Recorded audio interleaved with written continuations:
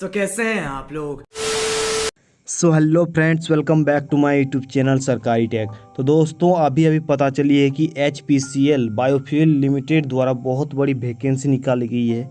अर्थात Hindustan petroleum corporation limited द्वारा बहुत बड़ी वैकेंसी निकाली गई है, जिसमें बहुत सारे पोस्ट हैं, 255 या कुछ करके पोस्ट हैं। तो चलिए आपको पूरी जानकारी देते हैं, और एज लिमिट क्या है, क्वालिफिकेशन क्या है, आपको सारी जानकारी एक ही वीडियो में मिलने वाली है। तो यदि आप चैनल पर नए हैं तो चैनल को सब्सक्राइब कर लीजिएगा। तो चलिए वीडियो को शुरू करते हैं।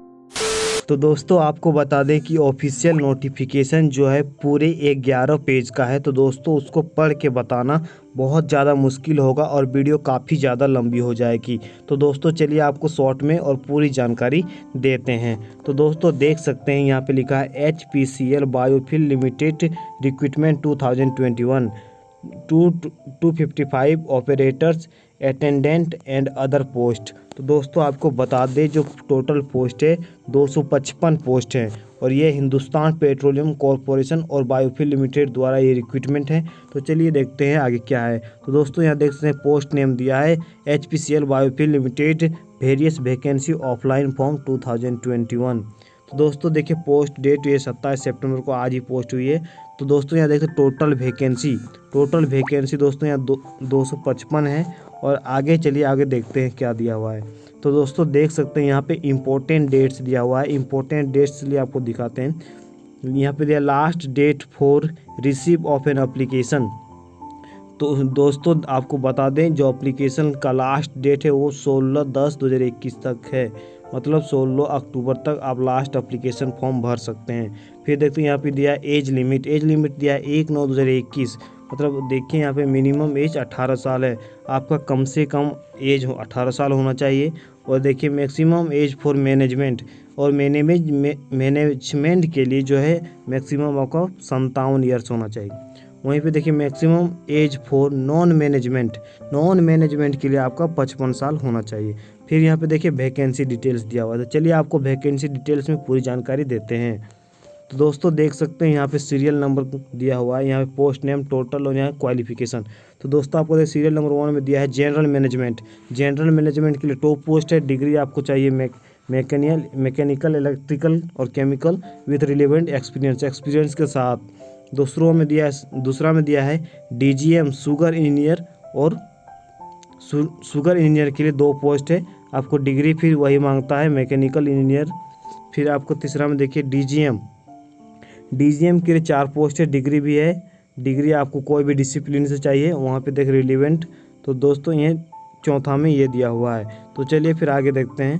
तो यहाँ पे देखिए चौथा में देखते हैं, यहाँ दिया मैनेजर और डाई मैनेजर। इसके लिए 10 पोस्ट है। इसमें आपको डिप्लोमा करना होगा और डिग्री भी चाहिए रिलेवेंट इंजीनियरिंग डिसिप्लिन से। फिर देखते हैं आगे यहाँ पे पाँचवा में देख सकते हैं मैनेजर HR के लिए 1 पोस्ट है। वहीं आपको चाहिए MBA आपका पोस्ट होना चाहिए, और PGDM HR से वहीं रिलेवेंट एक्सपीरियंस के साथ कोई भी एक्सपीरियंस है। 6 में देखिए दिया है मैकेनिकल इलेक्ट्रिकल इंजीनियर, मतलब मैकेनिकल और इलेक्ट्रिकल इंजीनियर के लिए है 11 पोस्ट। आपको जो डिग्री मांग रहा है डिप्लोमा, और डिग्री चाहिए मैकेनिकल और इलेक्ट्रिकल इंजीनियर के साथ। वहीं पे 7वां में देखिए दिया है SR मैन्युफैक्चरिंग केमिस्ट और शुगर टेक। इसके लिए आपको 7 पोस्ट है। इसके लिए BSc आपको करना पड़ेगा केमिस्ट्री विथ NSI और AVSI विथ रिलेवेंट एक्सपीरियंस के साथ। 8वां में दिया है सोयल एनालिस्ट के लिए 1 पोस्ट है। आपको इसलिए MSc करना जरूरी है। इसके लिए एग्रीकल्चर के लिए है, एग्रीकल्चर से आपको करना होगा MSc। वहीं 9वां पे दिया है शिफ्ट इंचार्ज के लिए आपको 6 पोस्ट है। आपको BSc करना होगा और BSc आपका होना चाहिए। फिर 10वां में दिया है लैब शिफ्ट केमिस्ट के लिए 5 पोस्ट है, उसी के लिए है 10वां, उसमें भी BSc और BTech आपको चाहिए। 11वां में दिया इन्वायरमेंटल ऑफिसर के लिए 1 पोस्ट है। उसमें आपको जो है क्वालिफिकेशन है आपको BTech होना चाहिए इन्वायरमेंटल इंजीनियरिंग से। वहीं 12वां में दिया मेडिकल ऑफिसर के लिए 1 पोस्ट है, और आपको इसके लिए MBBS का डिग्री आपके पास होना ज़रूरी है। वहीं 13वां में देखिए अकाउंट्स ऑफिसर, इसके लिए 2 पोस्ट है, और क्वालिफिकेशन है बीकॉम आपका होना चाहिए और सीए इंटर होना चाहिए। वहीं पे साथ ही साथ ICWA इंटर होना चाहिए। और 14 में दिया है EDP ऑफिसर। EDP ऑफिसर के लिए आपका एक पोस्ट है, आपको ग्रेजुएशन होना चाहिए आपका और डिप्लोमा विद कंप्यूटर एप्लीकेशन के साथ। 15 में दिया है ETP चार्ज। ETP चार्ज के लिए आपका 2 पोस्ट है, आपका क्वालिफिकेशन होना चाहिए BSc विथ DIFAT के साथ। वहीं 16 में देखिए फिटर ऑपरेटर और बॉयलर अटेंडेंट के लिए आपके 24 पोस्ट हैं। आपको इसके लिए क्वालिफिकेशन चाहिए SSC ITI और HSC वही +2 डिप्लोमा के साथ।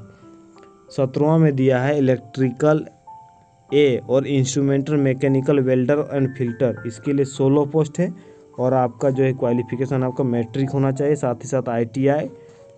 और 18वां में दिया है रीगर के लिए 3 पोस्ट, आपका जो है क्वालिफिकेशन है मैट्रिक, आपका मैट्रिक होना चाहिए। और 19 में दिया है पेन इंचार्ज जो होता है उसके लिए 6 पोस्ट है, उसमें भी आपका मैट्रिक होना चाहिए और साथ ही साथ BSCC होना चाहिए। और 20वां में दिया है बॉयलर अटेंडेंट 2nd क्लास के लिए, उसके लिए 5 पोस्ट है, उसके लिए आपको क्वालिफिकेशन चाहिए HSC।